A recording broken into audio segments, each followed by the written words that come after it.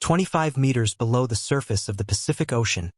Carved stone walls rise from the darkness like the ruins of a forgotten world. The edges are sharp, the angles precise, and the steps climb toward the light as if waiting for feet that will never come. Could an entire city lie hidden beneath Japan's waters, erased by time and tide? In 1987, a local dive operator named Kihachiro Aratake discovered massive rock formations off the coast of Yonaguni Island, the westernmost point of Japan. The structures stretch over 200 meters and feature what appear to be terraces, staircases, and carved channels that descend in perfect geometric layers. Some researchers believe these ruins could be remnants of a civilization lost to rising seas more than 10,000 years ago, while others insist the formations are entirely natural. The debate has raged for nearly 4 decades, splitting the scientific community down the middle. If the structures are man-made, they would predate the Egyptian pyramids by thousands of years and force us to rewrite everything we know about early human civilization. Kihachiro Aratake was searching for hammerhead sharks when he first noticed the formations in the spring of 1987. He descended through clear blue water and found himself floating above what looked like a submerged stadium carved from solid stone. The structure featured flat terraces connected by right-angle corners and what appeared to be deliberate cuts in the rock face.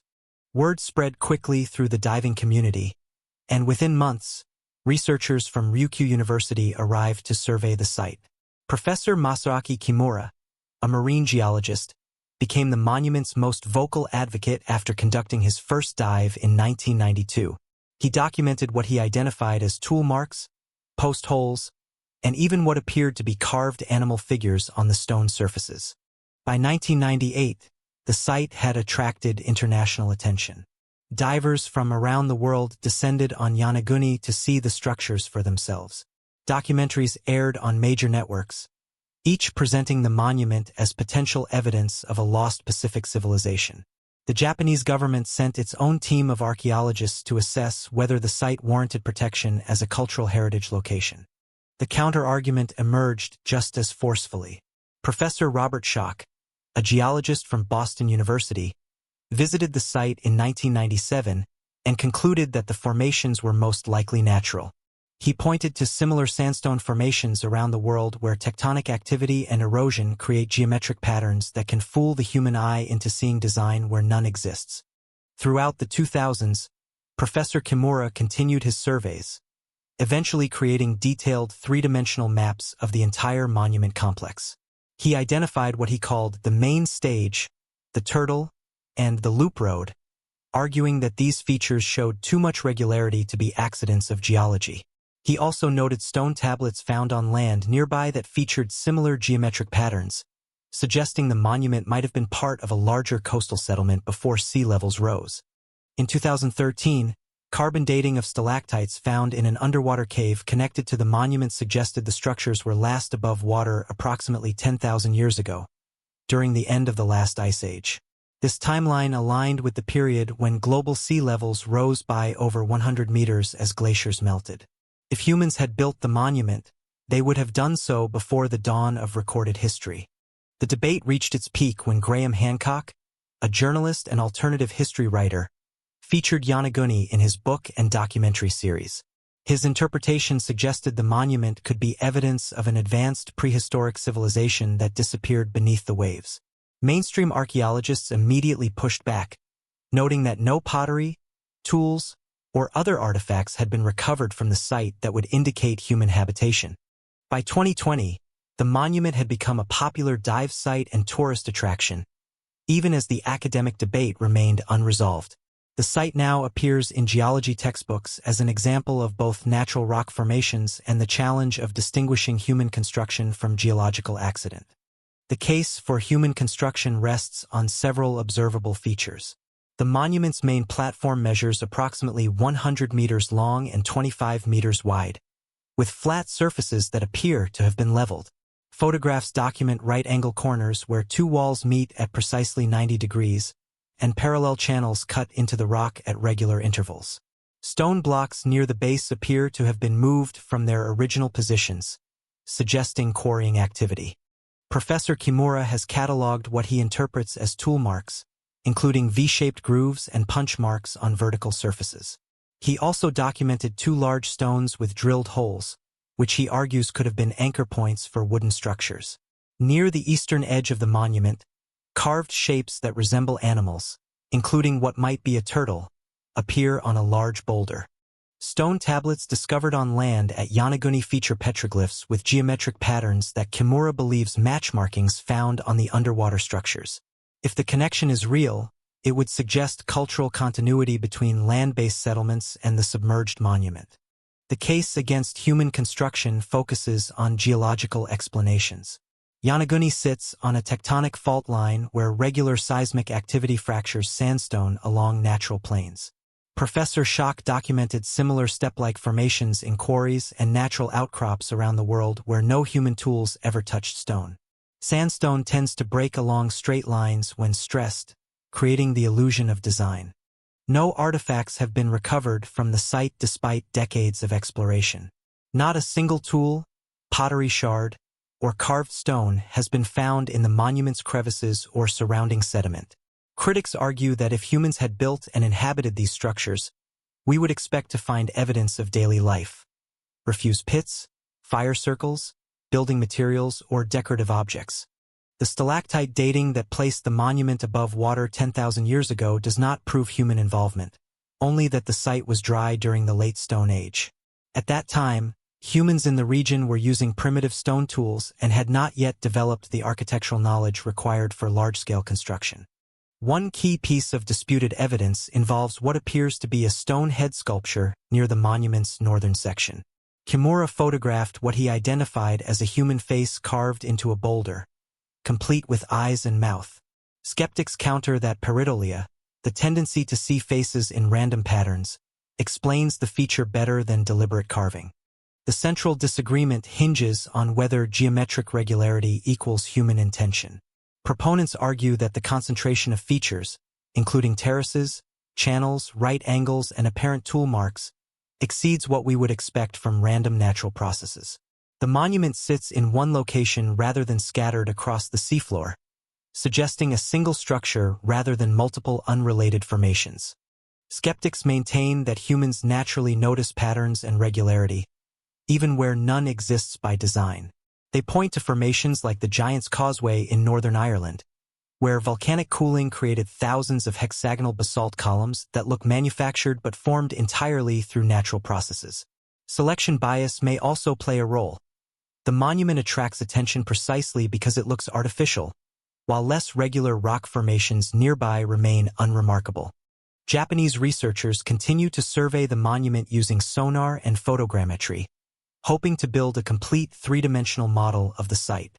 These digital reconstructions may one day reveal whether the monument's symmetry truly exceeds natural geological limits. Sea level maps show that much of the East China Sea's continental shelf was exposed land around 10,000 years ago. The Ryukyu Islands may have been connected to Taiwan and the Asian mainland by dry plains where human populations could have settled before the seas rose. If Yonaguni was once part of this lost coastal world, the monument might be a surviving relic of early human settlement. Archaeologists have discovered evidence of Paleolithic settlements across Japan, including stone tools and cave dwellings dating back over 30,000 years. However, none show advanced architectural development on the scale implied by the Yonaguni Monument. If the monument were truly man-made, it would represent a level of organization and craftsmanship far ahead of its time. Several underwater caves near Yonaguni appear to connect to the monument through submerged tunnels. Divers have explored chambers filled with stalactites and strange geometric recesses. Kimura theorized these could have been ceremonial spaces, though skeptics attribute them to simple water erosion acting over millennia. Above the waves, Yonaguni Island itself carries traces of ancient habitation, burial sites, stone circles, and petroglyphs carved into coastal cliffs. Some of these symbols resemble motifs found in Okinawa and Taiwan, suggesting cultural links across the ancient Pacific. If the underwater monument and surface sites share a common origin, it might indicate an early seafaring culture with knowledge of both stone carving and navigation long before history records such skills in the region. Some fringe theorists have gone further, proposing that Yonaguni could be part of a global pattern of ancient coastal monuments, from India's Gulf of Cambay ruins to structures off the coast of Cuba, all submerged at roughly the same depth and period of post-Ice Age sea rise. Mainstream scholars remain cautious. Extraordinary claims require extraordinary evidence, and without datable artifacts or inscriptions, the monument's human origin remains speculative. Geological studies continue to support a natural explanation, though many concede that the structure's aesthetics blur the boundary between nature and design. High-resolution 3D scans now allow researchers to analyze angles, dimensions, and alignments with unprecedented accuracy. Early results show remarkable regularity, but still within geological possibility. For every seemingly carved stairway, nature offers a plausible mechanism: tectonic stress, water currents, or erosion acting along existing joints. Close inspection reveals how the monument's sharp edges have softened over centuries of wave action. Microscopic analysis of the grooves shows mineral patterns consistent with natural weathering rather than tool abrasion. The mystery of Yonaguni continues to captivate because it mirrors our fascination with ancient monuments around the world. Each great structure, from the Great Pyramid to Stonehenge to Machu Picchu, represents humanity's desire to shape stone and defy time. Yonaguni may be nature's echo of that impulse, a geological wonder mistaken for a message from the deep past. For divers who descend into the monument's silent corridors, the experience transcends science. Light ripples across the terraces like the ghost of an ancient city, and the water seems to hum with forgotten stories. Whether carved by human hands or sculpted by nature, Yonaguni leaves visitors awed by the scale of time itself. Professor Kimura remains convinced that the site is human-made, describing it as Japan's Atlantis. Even after decades of skepticism, he continues to dive the monument, measuring, photographing, and mapping every contour in the hope that one piece of undeniable evidence will emerge. Professor Robert Schoch, equally steadfast, argues the opposite, that the beauty of Yonaguni lies in the fact that nature alone can create such intricate geometry. To him, the monument is a geological masterpiece, not a human one. The contrast between Kimura and Schoch captures the essence of human curiosity. Two scientists looking at the same stones and seeing different truths. One sees civilization, the other the artistry of the earth. Whichever side proves correct, the monument stands as a reminder of how little we truly know about our planet's past. Beneath the oceans lie countless landscapes, mountains, valleys, and perhaps ruins that remain unexplored. The sea keeps its secrets well. For Japan, Yonaguni has become more than a mystery. It is a symbol of wonder and national pride. The monument draws adventurers, scientists, and storytellers from around the world who come seeking answers in the deep. Some imagine that Yonaguni may have inspired flood myths or stories of lost islands passed down through generations. Ancient legends from across Asia tell of lands swallowed by the sea, where gods or ancestors once lived before the waters rose. As currents swirl and sunlight fades, the monument becomes a shadow on the seafloor, an enigma suspended between history and geology. The ocean whispers but never quite explains.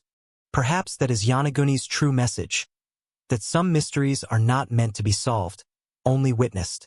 The stones remain, silent and eternal, guardians of a story still waiting to be told.